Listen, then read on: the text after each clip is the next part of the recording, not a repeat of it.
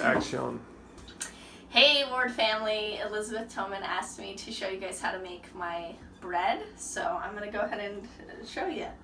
This is a spelt flour sourdough starter that I started back in last November, and I've been working on it ever since. So what I have here is flour and water that's been sitting on my counter for months. Sometimes I put it back in my fridge. And I've just poured about a cup into this bowl. And now we're going to just add a little bit of water. And this is Berkey water. It's filtered.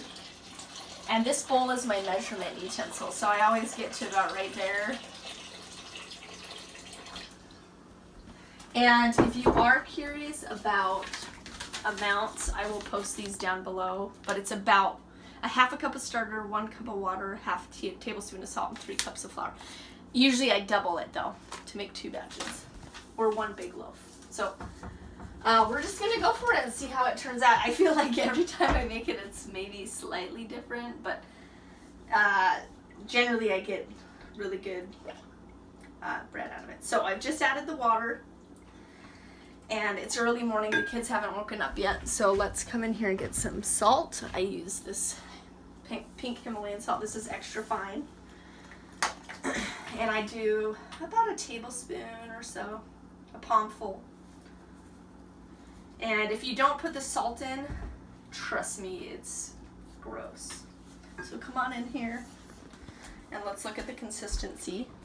It was a really runny starter. I fed it yesterday, so I don't have any big lumps in it. Sometimes I'll add it and it's clumpy, but this one is really nice and soft. Okay, now we're gonna add some flour. So it's well dissolved. I'm not seeing any big clumps. And to do this, I start with about 3 cups. So there's 1, 2, 3, and then we mix.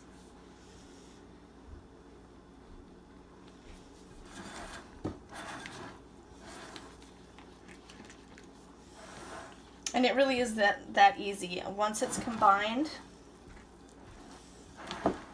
I throw a towel on it. Now, one important thing when using spelt flour, and Jamie Wolf taught me this tip. She said her mom told her to leave it more runny than dry. So as I'm adding the flour, I'm looking for everything to be well combined. And I need to be able to knead it, but I have often over-floured it, and that's what gets me. But by leaving it slightly moist, more moist than dry, it gets to a point where I think the batter needs to be more dry. You know, I get to that point.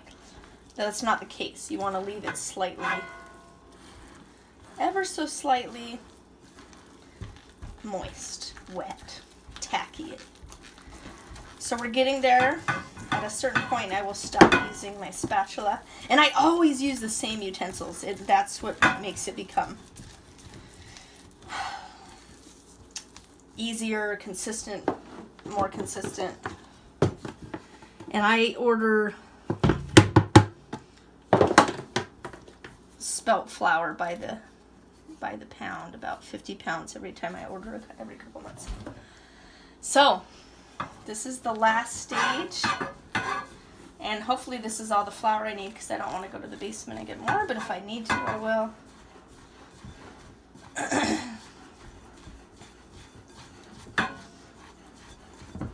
So this is just kneading. Man, I'll need some more flour. So this is our consistency so far, and now we're going to do a little bit of flour. It's honestly, oh, that may have been too much. Nah, that's good. Let's see what this does. So I'm looking for, man, honestly, that was actually pretty good, but it did need a little bit more. It's still wet down here. So I'm looking for a chalky, kind of wet consistency. And often with the spelt flour, letting it sit like I did makes it get wetter. Does that make sense? Drier. So I thought it was too wet, and so I added more flour, but you could see right now.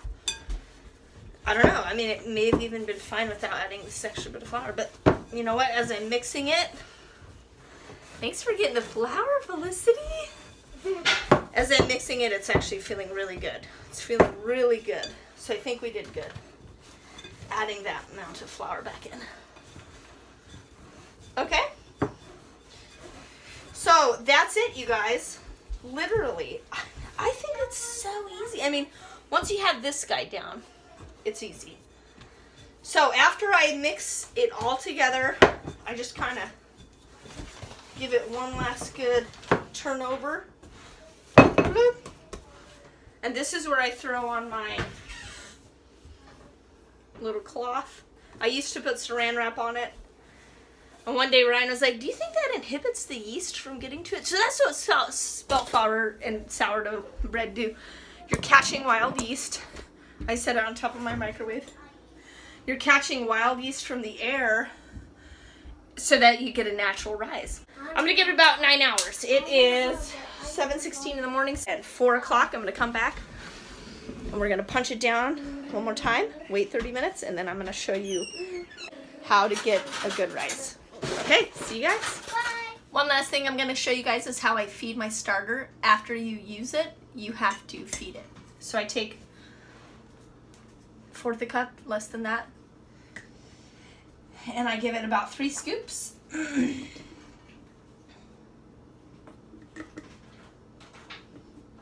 Well, or however many that was. And then we come over here and I chuck in some water. 1, 2, 3. Come back over here. The consistency of your starter really depends. I've seen it so many different consistencies. People prefer to work with runnier sourdough starter. Other people, like myself, sometimes I like it just a little bit more firm. Oh, we are back in my kitchen. It's about 4:40, and this is what it looks like. What I'm gonna do now is I'm gonna do a fold over. Different clothes. And what we're gonna do is punch this down. We're gonna do a punch down. And then I'm gonna let it sit for 30 minutes. That looks beautiful. Oh, that looks so good. I'm not going to use any flour or anything.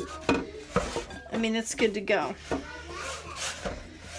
Oh, and it's popping back up. Do you guys see that? Gorgeous.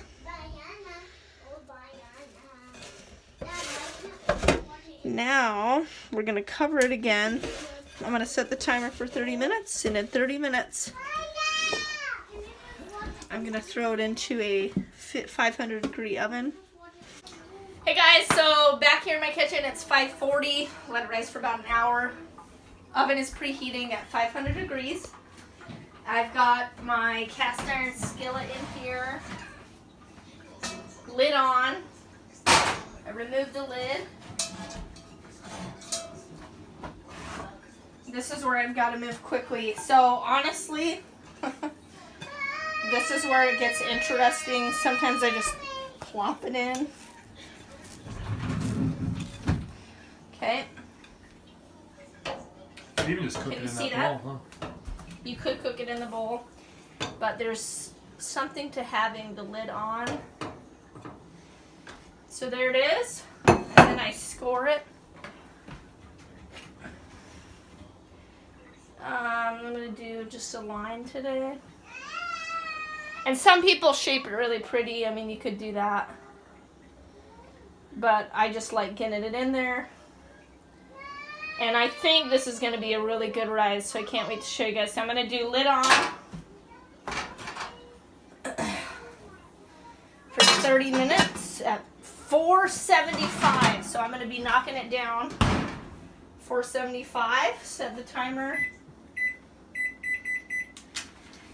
And let it go. And I will be back here in 30 minutes and I'll show you what to do next. Hey, so it's been about 30 minutes and now we're going to check on the sourdough bread to see how it is cooked in the oven. So come check it out. Let's see how it's risen. This is the part where we take off the lid. And you hope that your rise is good. Oh! That's a good ride. Now what we're going to do, gosh, what a gorgeous peak. Now you can see in here it still needs some cooking time. And you push it back in, lid off, 10, 12 more minutes. We're gonna go 12. I've had experiences where I have a little bit of a doughy tippy top.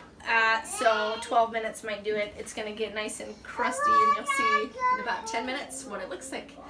And we'll go from there.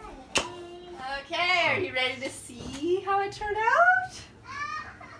So it's been exactly 12 more minutes. Let's pop it up. Ooh, gorgeous. Yep, that's very well cooked. You can see it's crusted over. This is good. The taste is going to be excellent. Oh, that's gorgeous. So, all right, so there it is. So I'm going to let it cool off just a little bit. I could have oiled it maybe a little bit to get it out. We'll see how easy it comes out. So let it cool for a few minutes and then I'll pop it out and we'll have another look. We'll cut into it hopefully tonight or tomorrow morning. But there you go, sourdough bread. Okay, I loosened it up with my knife so that this dump would be a little easier. Boom. So right out it goes. Just sliced into it. Looks, there you have it.